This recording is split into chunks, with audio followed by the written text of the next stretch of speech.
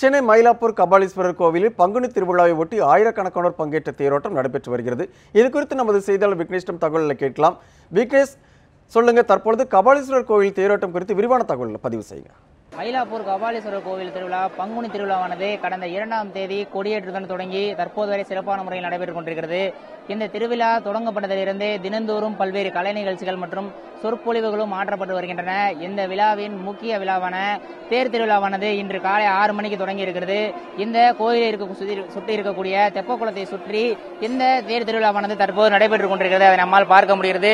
குறிப்பாக இந்த தேர் திருவிழாவானது இன்று காலை 6 மணிக்கு தொடங்கி இருக்கிறது.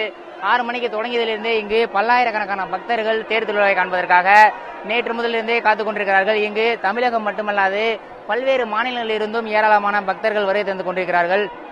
இந்த சூழலை கருத்தில் கொண்டு காவல்துறையினரும் ஏராளமானோர் குவிக்கப்பட்டிருக்கிறார்கள். மேலும் பாதுகாப்பு வசதிகளும் சிறப்பான முறையில் செய்து கொடுக்கப்பட்டுள்ளன.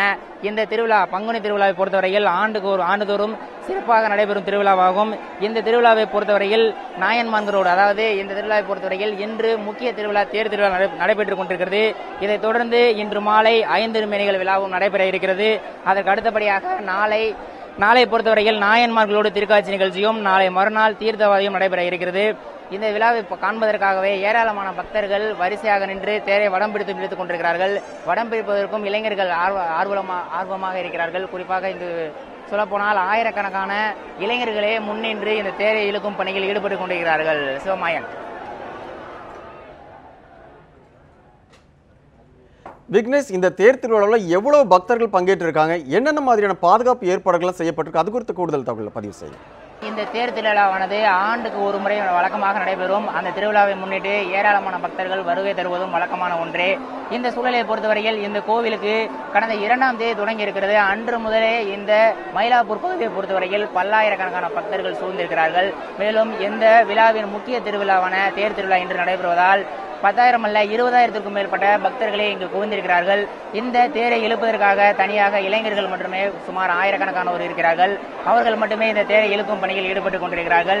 இந்த சூழலை பொறுத்தவரையில் ஏராளமான காவல்துறையினரும் பாதுகாப்பு பணியில் ஈடுபட்டுக் கொண்டிருக்கிறார்கள். கூட்டத்தை கருத்தில் கொண்டு கூட்ட நெரிசலை பயன்படுத்தி இங்கு வந்து எந்தவித அசம்பாவித சம்பவங்களும் நடைபெற்றக்கூடாது என்பதை தடுப்பதற்காக காவல்துறையினரும் ஏராளமானோர் பாதுகாப்பு பணியில் ஈடுபட்டுக் கொண்டிருக்கிறார்கள்.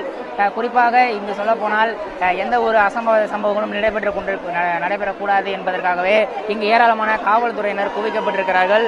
மேலும் அவர்களும் அங்காங்கே நேற்று இரவு முதல் கொண்டே ரோந்து பணியில் ஈடுபட்டுக் கொண்டிருக்கிறார்கள். காவல்துறையினோடு இணைந்து தன்னார்வலர்களும் இளைஞர்களும் இந்த தேர் திருவிழாவை சிறப்பான முறையில் செய்து கொடுப்பதற்காகவே தனியாகவே இந்த விழா கமிட்டி சார்பாக நியமிக்கப்பட்டிருக்கிறார்கள். அவர்களும் காவல்துறையினோடு இணைந்து காவல்துறைக்கு உதவி புரியும் வகையில் அவர்களும் தேர் திருவிழாவை சிறப்பான முறையில் நடத்தி கொடுக்க வேண்டும் என்பதற்காக ஆயிரக்கணக்கான இளைஞர்களும் இந்த பாதுகாப்பு பணியில் ஈடுபட்டுக் கொண்டிருக்கிறார்கள். மேலும் இந்த தேர் திருவிழாவானது இந்த தெப்பக்குளத்தை சுற்றி இன்னும் சற்று நேரத்தில் நிறைவடைய இருக்கிறது. இந்த தேர் திருவிழா காலை 6 மணிக்கு தொடங்கியதிலிருந்து இங்கு பல்லாயிரக்கணக்கான பக்தர்கள் குவிந்திருப்பதால் இந்த சாலையே பக்தர்களின் தலையாக தான் காட்சியளித்து கொண்டிருக்கிறது. நம்மால் அதை நேரலையில் பார்க்க முடிகிறது. குறிப்பாக 10,000 இந்த சாலையை பொறுத்தவரை மட்டுமே 20,000க்கும் மேற்பட்ட பக்தர்கள் குவிந்திருக்கிறார்கள். அவர்களுக்கு தேவையான பாதுகாப்பு வசதிகள் மற்றும் ஆங்காங்கே தண்ணீர் பந்தர்களும், அதாவது பக்தர்களுக்கு தேவையான தண்ணீர் பந்தர்கள், மோர் பந்தர்களும் தன்னார்வலர்கள் மூலமாக அமைக்கப்பட்டிருக்கிறது.